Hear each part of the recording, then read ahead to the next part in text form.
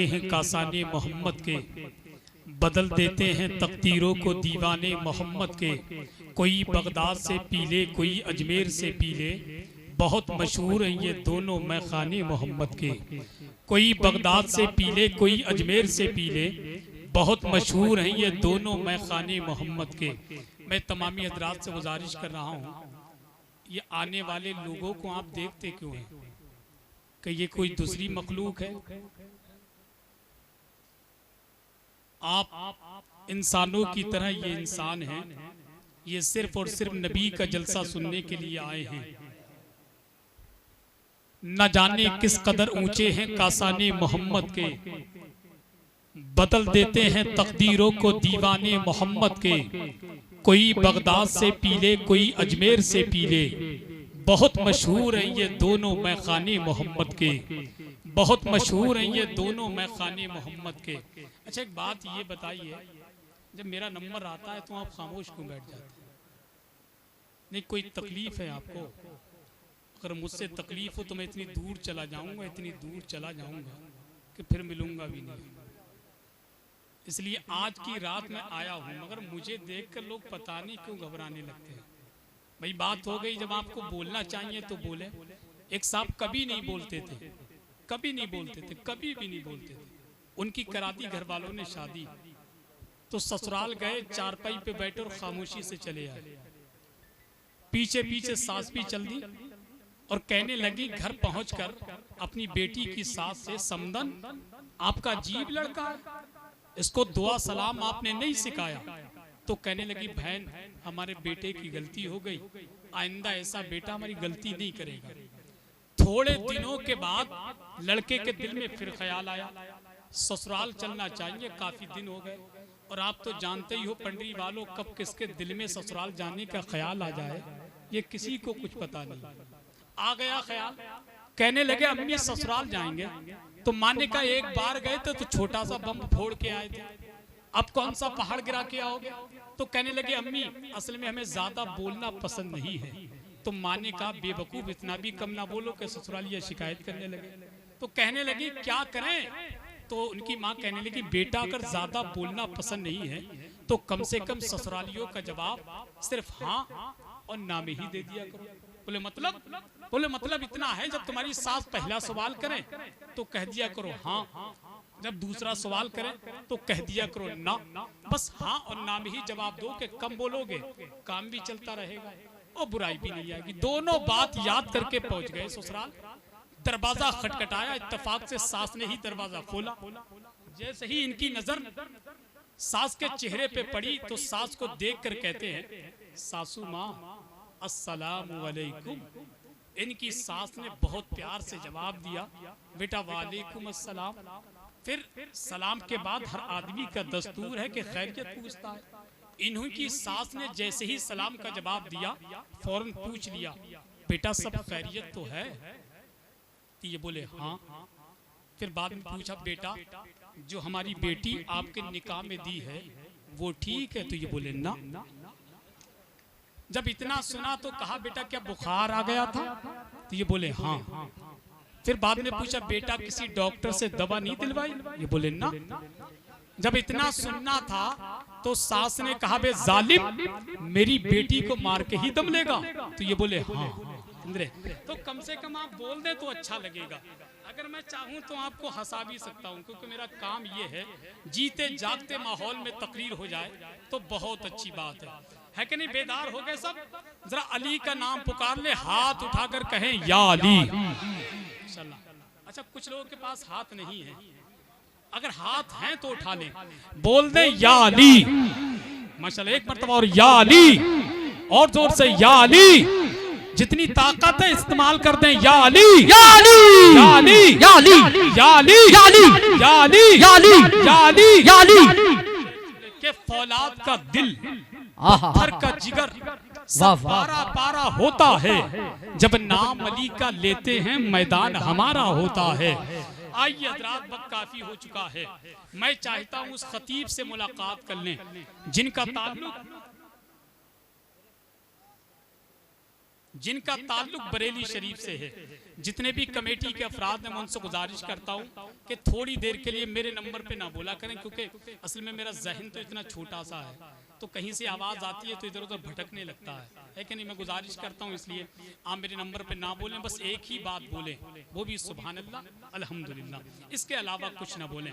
मैं एक शेर पढ़ता हूं, वो सुन लें आप, उसके बाद मैं एक से वापस। बरेली शरीफ की वो अजीम शख्सियत आपकी निगाहों के सामने मौजूद हैं, जिनको सुनने के लिए लोग कई कई सौ किलोमीटर का सफर करने के बाद उस अनमोल खतीब का खिताब सुनने के लिए तशरीफ लेकर के आते हैं। वो अजीम खतीब का नाम खलीफा सरकार ताजुश्शरिया हजरत अल्लामा मुफ्ती जाहिद रजा कादरी हैं, जो कुर्सी खिताबत पर तशरीफ फरमा हो चुके हैं। बस हजरत की मौजूदगी में एक शेर पढ़ के और बिल्कुल मैं हजरत के हवाले, वो पूछता है कि चेहरा हुजूर का क्या है। आप सुने कमेटी वाले हैं, आपकी मौजूदगी में एक बात, वो पूछता है कि चेहरा हुजूर का क्या है, जिसे पता नहीं तफसीर बद्दुहा क्या है। कौन पूछता है मालूम है आपको हजरत? कौन पूछता है? जिसको इंसान कहना भी जुर्म है, जो जमीन के ऊपर रहता मगर जमीन पर रहने का हक नहीं है। कौन? अल्लाह के रसूल को जो मानता नहीं, वो शख्स बेवकूफ है, कुछ जानता नहीं। तुम हाल उसका देखना मैदान हश्र में, आका कहेंगे मैं इसे पहचानता नहीं, आका कहेंगे मैं इसे पहचानता नहीं। तो वही पूछता है, वो पूछता है कि चेहरा हुजूर का क्या है, जिसे पता नहीं तफसीर बद्दुहा क्या है। हलाल खून है जिसमें वही तो समझेगा कि जश्न महफिले मीलाद मुस्तफा क्या है। इनको देख लीजिए, मैं आपकी निगाह देख रहा हूँ, आप किसको देख रहे हैं? देख लीजिए। ये काम आप नहीं कर सकते तो कम से कम सुभान अल्लाह बोलने का तो काम कर ही सकते हैं। नहीं, कम से कम इनाम देने वालों को भी आप इतने घूर घूर के देख रहे हैं कि इनको दिया क्यों जा रहा है। ये देने से भी सवाब मिलता है कि नहीं? आप बोलिए बोलिए, ताकि मैं जानता हूँ इसकी औकात ज्यादा नहीं है, ये जमीन पर रहे ज्यादा अच्छी है। न जाने कितनों ने जन्नत को खरीद लिया इसी चीज से, और न जाने कितनों ने जहन्नम को खरीद लिया। अब आपकी मर्जी है, वरना आपने तो मुझे इतना दे दिया, इतना दे दिया, इतना दे दिया कि अगर मुझे नहीं भी देंगे तब भी मेरा काम चल जाएगा, है कि नहीं? वरना कहीं कहीं तो ऐसा होता है कि मेरा खाता भी नहीं खुलता, ऐसे ही घर भाग जाता हूँ। मगर अल्लाह का शुक्र है पंडरी वालों ने बहुत दे दिया, मेरी औकात से कहीं ज्यादा। वरना यही कहना पड़ता है कि दीवानगी में कम न थी कुछ अपनी जुस्तजू, हम बेवफा जहां में वफा ढूंढते रहे, महरूमियों के दौर में किन हसरतों के साथ पंडरी वालों आलू की बिरयानी में बोटी ढूंढते रहे। मगर अल्लाह का शुक्र है आपने नवाज दिया, मेरे लिए सबसे बड़ी बात है। बस शेर वो पूछता है कि चेहरा हुजूर का क्या है। अरे खुदा के बंदो बोलो ना यार, सुभान अल्लाह, जरा जोर से बोलें, जोर से। वो पूछता है कि चेहरा हुजूर का क्या है, जिसे पता नहीं तफसीर बद्दुहा क्या है। हलाल खून है जिसमें वही तो समझेगा कि जश्न महफिले मीलाद मुस्तफा क्या है। हलाल खून है जिसमें वही तो समझेगा कि जश्न महफिले मीलाद मुस्तफा क्या है। उठा के कांधे पे डोली को आला हजरत ने अबे बता दिया है कि सैयद का मर्तबा क्या है। उठा के कांधे पे डोली को आला हजरत ने, यही रोक करके शेर सुन ले। अगर ताजीम देखना हो तो बरेली के ताजदार की देखो। मेरे इमाम के हवाले से किसी ने कहा था, हमारा रहनुमा कायद यही कहीं पर है कि कोई जात का सैयद यही कहीं पर है। रजा ने सूंघ के फरमाया पालकी रोको कि कोई आले मोहम्मद यही कहीं पर है। रजा ने सूंघ के फरमाया पालकी रोको कि कोई आले मोहम्मद यही कहीं पर है। वो पूछता है कि चेहरा हुजूर का क्या है, जिसे पता नहीं तफसीर बद्दुहा क्या है। हलाल खून है जिसमें वही तो समझेगा कि जश्न महफिले मीलाद मुस्तफा क्या है। उठा के कांधे पे डोली को आला हजरत ने अबे बता दिया है कि सैयद का मर्तबा क्या है। अली का शेर हूँ, अली का शेर हूँ, लश्कर को रोक सकता हूँ। हमारे सामने बाबा ये हुरमला क्या है।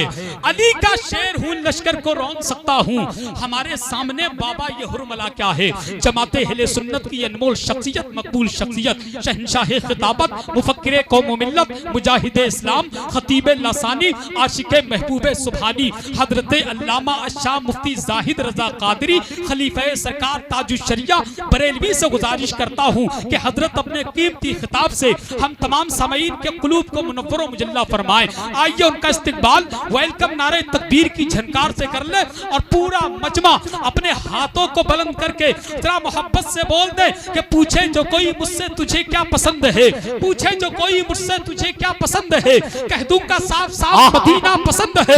दुनिया का कोई फूल उसे क्या लुभाएगा, जिसको मेरे नबी का पसीना पसंद है, जिसको मेरे नबी का पसीना पसंद है। पंडरी वालों, सरकार मौला अली के नाम पर हाथों को उठा ले, हाथों को उठा ले। अल्लाह ने हाथ दिए हैं तो उठा ले। कसम खुदा की, कोई देखे ना देखे, करबला से आका अली देख रहे हैं। आज पंडरी की मुकद्दस जमीन पर इन कमेटी वालों ने जलसा सजाया है। अली के नाम पर जमीन पर तुमने हाथ उठाया है। मेरा ईमान कहता है कल मैदान महशर में अली तुम्हारे नाम पर हाथ उठाते हुए नजर आएंगे। तो सरकार मौला अली के नाम पर बस बिरदे करना है। आपको 2 मरतबा अली अली बोलना है। क्या बोलना, जोर से बताइए, जोर से जोर से जोर से, ताकि इतनी बुलंद आवाज से बोले। अगर पंडरी में कोई परेशानी आने वाली हो तो अली के सदके में दूर हो जाए और अली के नाम की बरकतें मिलने लगे। अब जरा मोहब्बत से बोले, मन कुत्तो मौला अली अली, कुत्तो मौला अली अली।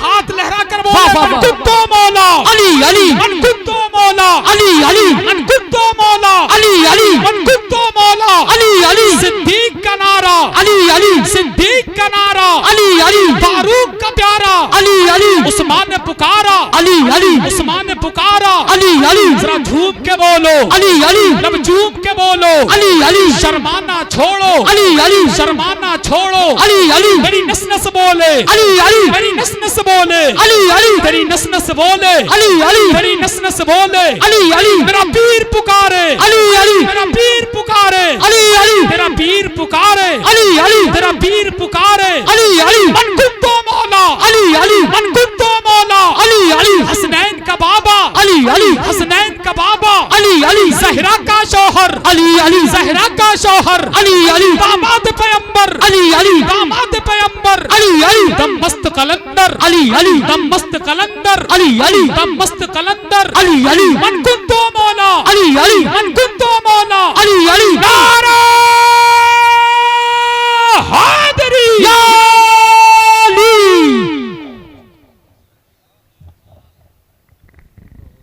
मवद्दत फिल क़ुरबा, सदक़ल्लाहु मौलाना अज़ीम व सदक़ रसूलुहु नबियुल अमीनुल करीम व नहनु अला ज़ालिका लमिनश शाहिदीन व शाकिरीन वल्हम्दुलिल्लाहि रब्बिल आलमीन। आइए इंतहाई अदब व एहतराम के साथ रसूल कोनो मकान 400 से दर्दमंदा अनीस बेकसां वो नबी जिनकी शान बरेली के इमाम ने यूँ बयान की कि सरवर कहूँ कि मालिक मौला कहूँ तुझे, बागी खलील का गुले ज़ेबा कहूँ तुझे। तेरे तो वस्फ़ बेतनाही से हैं बरी, हैरान हूँ मेरे शाह में क्या क्या कहूँ तुझे। लेकिन रज़ा ने ख़त्म सुखन इस पे कर दिया, खालिक का बंदा खल्क का आका कहूँ तुझे। उसी नबी मोहतरम शफ़ी मुअज़्ज़म फ़ख्र आदम व बनी आदम जनाब अहमद मुज्तबा मोहम्मद मुस्तफ़ा सल्लल्लाहु तआला अलैहि वसल्लम की बारगाह में अपनी ग़ुलामी का सबूत देते हुए बावज़ बुलंद हदिया दरूद व सलाम पेश करें। पढ़िए अल्लाहुम्मा सल्लि अला सय्यदना शफ़ीअना व मौलाना व मलजाना मुहम्मदिन वारिक व सल्लिम सलातु व सलामन अलैका या रसूल अल्लाह या नबी अल्लाह या हबीब अल्लाह सल्लल्लाहु तआला अलैहि वसल्लम। मैं बहुत गुनहगार इंसान हूँ और नेकियों की तलब में आपके सामने हाजिर आया हूँ। मैं गुजारिश करूँगा कि मुझे अगर अपने कैमरे में कैद ना करके और इस गुनाह से महफूज रखें तो निहायत आपका बहुत बड़ा एहसान होगा। इसलिए हमारा और आपका ताल्लुक़ मरकज़ अहले सुन्नत बरेली शरीफ से है और हमारे यहाँ से इसके जवाज़ की क़तई इजाज़त नहीं।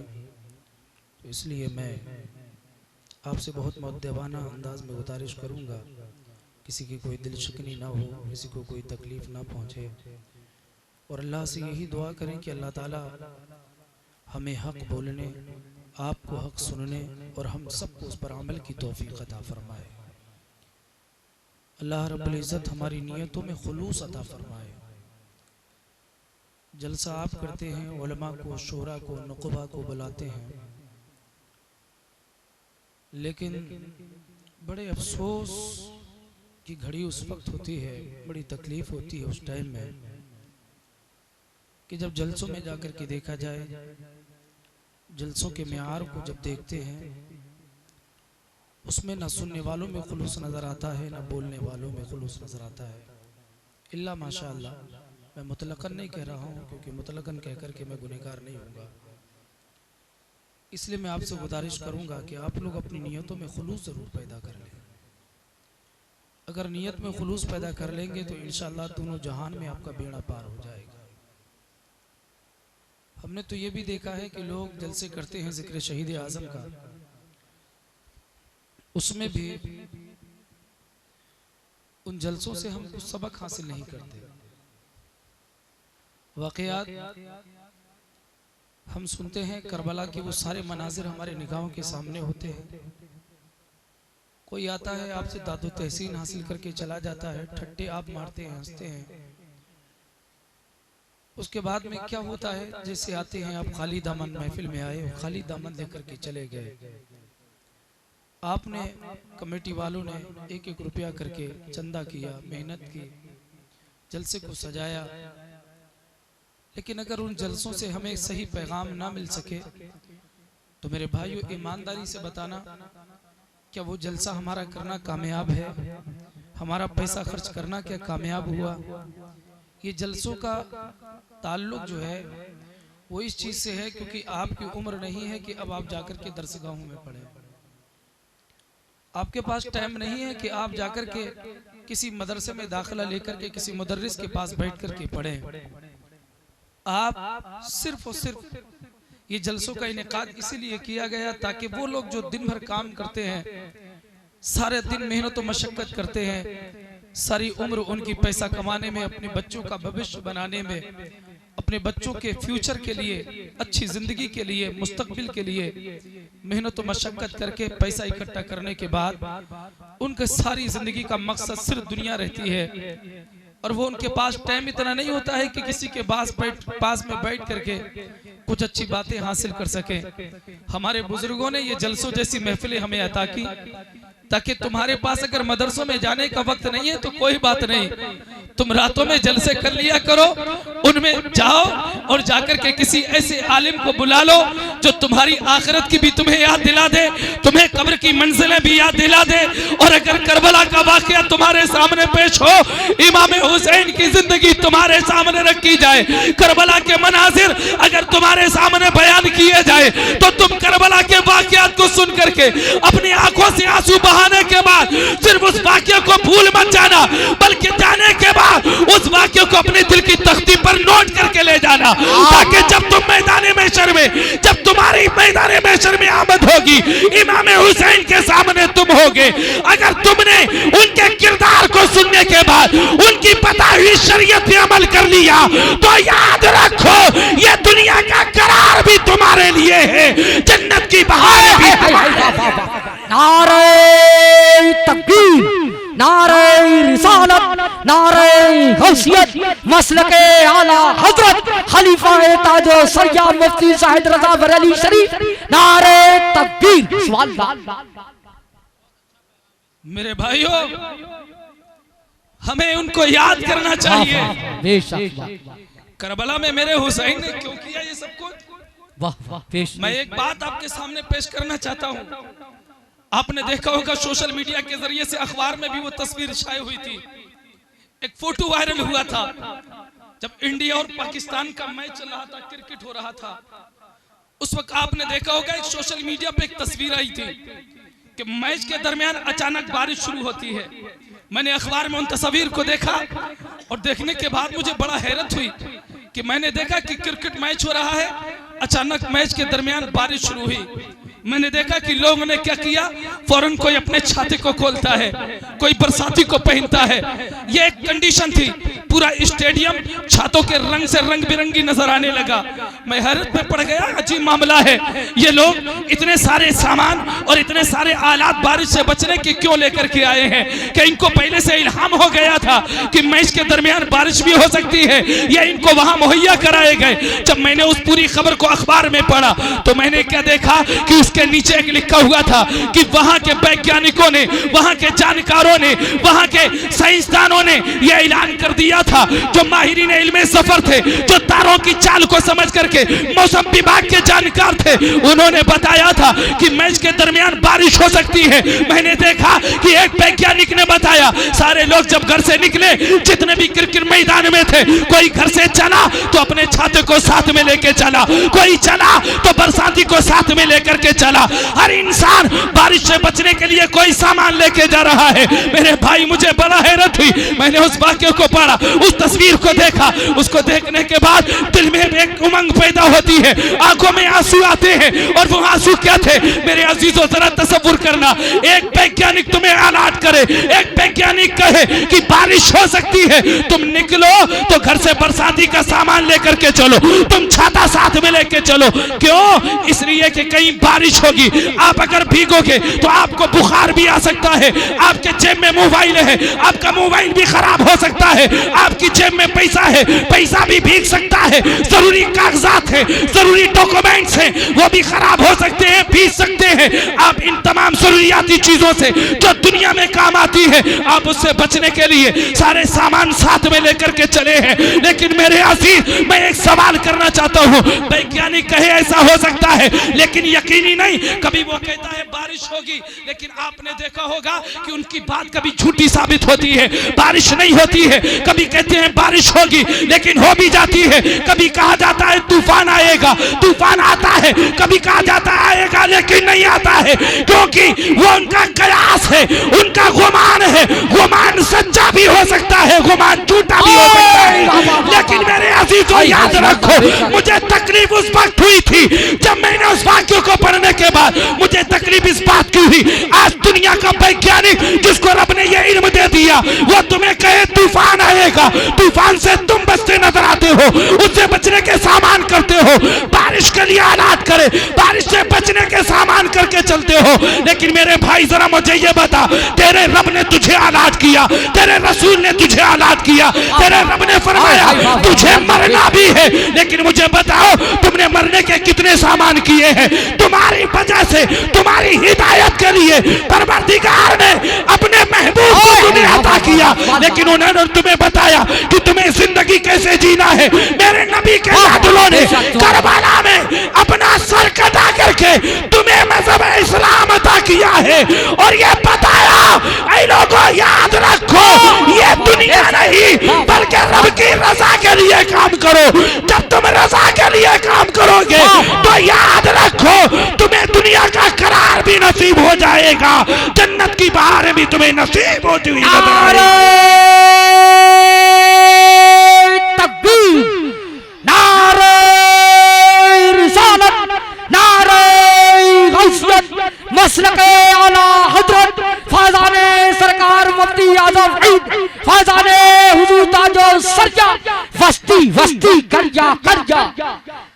इश्क मोहब्बत खलीफा है ताजो शरिया, खलीफा है ताजो शरिया, मुफ्ती कारी जाहिद रजा बरली शरीफ, नारे तकबीर।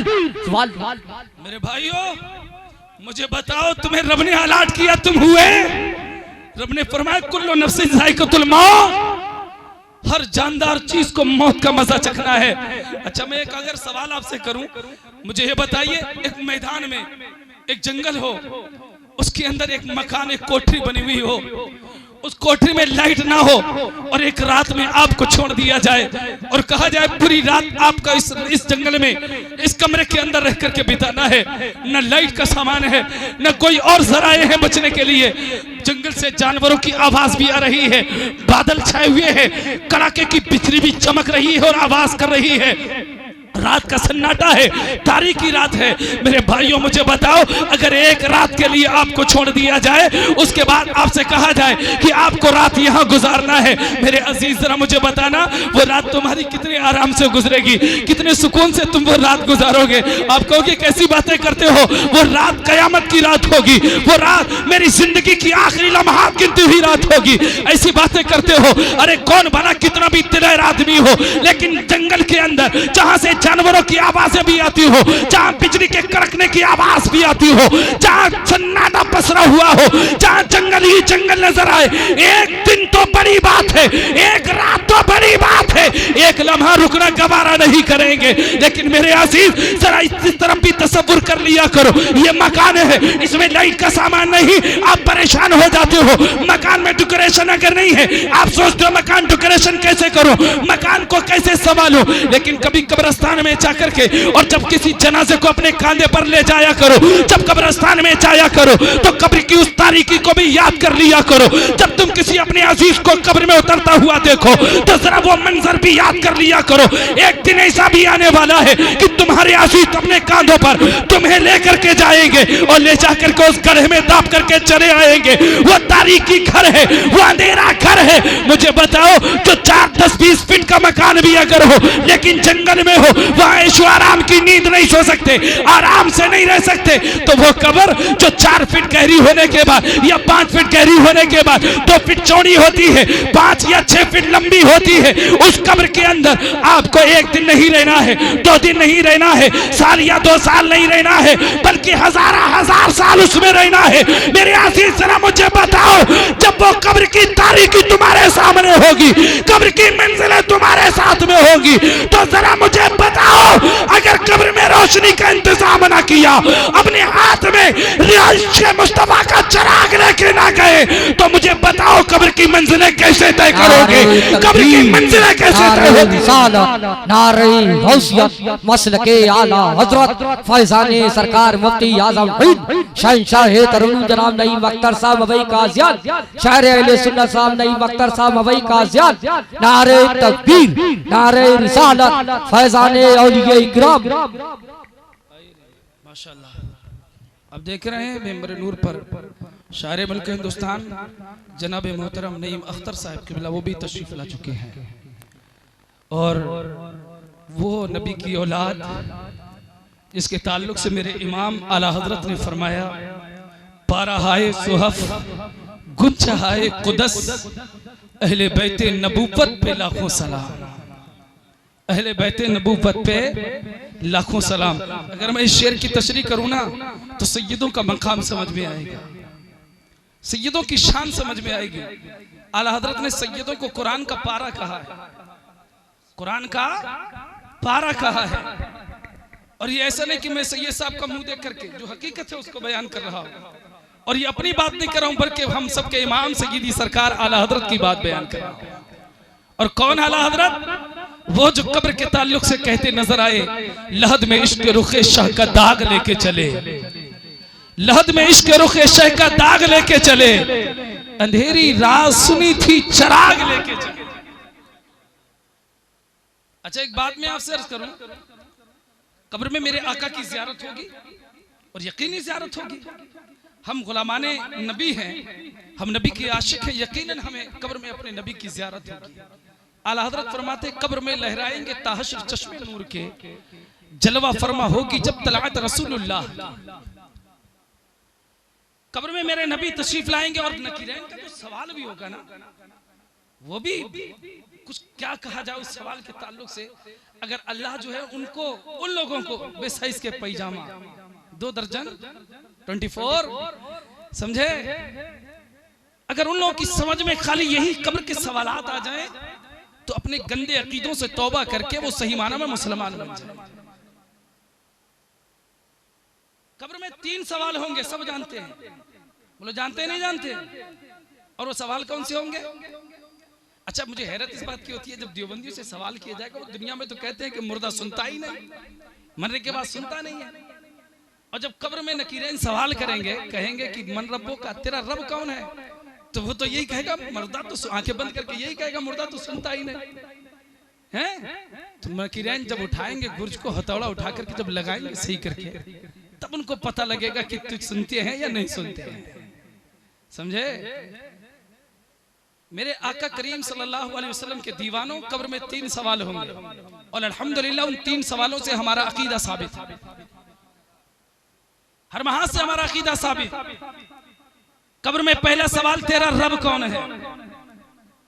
अगर बंदा मोमिन है तो जवाब देगा मेरा रब, तलब करके बोलो। अच्छा मैं आपको एक बात और बता दूं, हमारी जबान यहाँ उर्दू है, बोलो है या नहीं है? लेकिन कब्र में जब हम उठेंगे, वो एक नींद की तरह, मौत जो होती है वो एक नींद की तरह है। जब कब्र में आदमी आंखें मलता हुआ, नकीरें झिझोड़ करके उठाते हैं, तो ये आंखें मलता हुआ उठता है। और ये बात एक चीज में और यहाँ बहुत अहम गोशा आपके सामने अर्ज कर दूं, कभी अपने अजीज के साथ में अगर जनाजे के जाओ, कोई आपका अजीज इस दुनिया से चला जाए, तो उसकी कब्र पर चंद लोग इतने जरूर रुका करो। एक तो दुनियावी बातें कब्रिस्तान में मत किया करो। मुझे बड़ी हैरत होती है, बड़ी तकलीफ उस वक्त होती है ना, कि जब लोग कब्रिस्तान में जाकर के जनाजे को देख करके भी ठट्टे मारते हुए नजर आते हैं, हंसते हुए नजर आते हैं। यहाँ तक कि देखा है कि कब्र में मिट्टी दे रहे हैं, उस वक्त भी उनके होठों पर मुस्कुराहट होती है, हंसते हुए नजर आते हैं। मेरे आका ने तो फरमाया, तुम कब्रिस्तान में जाकर के अपनी मौत को याद किया करो। तुम कब्रिस्तान में जाओगे, तुम्हें अपनी मौत याद आएगी। लेकिन तुम इतने कट्टर दिल हो गए, इतने जल्लाद हो गए, तुम्हें मौत याद आना तो बड़ी बात, तुम्हारा अजीज जो तुम्हारे दरमियान से गया है, तुम अपने अजीज को देख करके भी तुम्हारी आंखों में आंसू नजर नहीं आते। तुम अपने अजीज को देख करके भी हैरत में नहीं पड़े कि मेरा अजीज किस मंजिलों से गुजरता होगा, कब्र की मंजिलें कैसी तय करता होगा। तुमने कभी नहीं सोचा? याद रखो, इस हाथ का बदला इस हाथ में रखा गया है। आज तुम किसी के जनाजे पे हंसते हो, कल वो दिन भी आने वाला है जब तुम्हारा जनाजा जाएगा तो लोग बजाय कलमा पढ़ने के तुम्हारे जनाजे पे भी दुनियावी बातें करते हुए नजर आएंगे। याद रखो, अगर तुम चाहते हो कि लोग तुम्हारे जनाजे के साथ तुम्हारी जनाजे में कलमा पाक या दुरूद पाक का विर्द करते चले, तो आज तुम अपने अजीज के किसी मुसलमान के जनाजे में कलमा पाक पढ़ते जाओ। तुम मरोगे तो परवरदिगार लोग को तुम्हारे जनाजे पे कलमा पढ़ने की तौफीक अता फरमाए। वाह वाह वाह, बेशक जिंदाबाद, सुभान अल्लाह, बेशक। तुम किसी के लिए पढ़ोगे, कल कोई तुम्हारे लिए पढ़ता हुआ नजर आएगा। ऐसा नहीं होता है साहब कि तुम कुछ भी करते रहो और भरोसा रखो।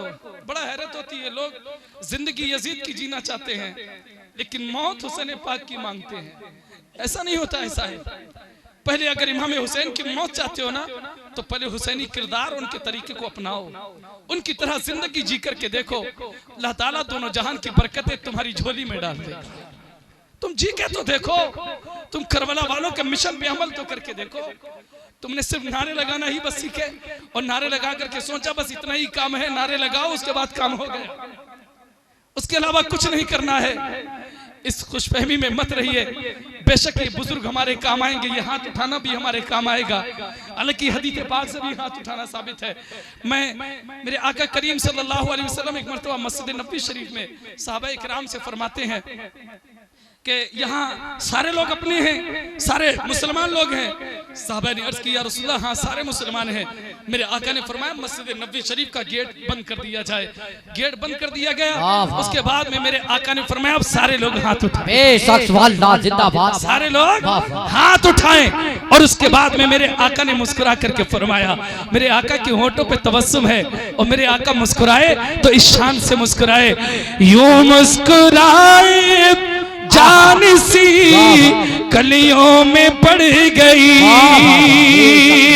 यूं मुस्कुराए जान सी कलियों में पड़ गई, यूं लब कुशा हुए के गुलसिता बना दिया।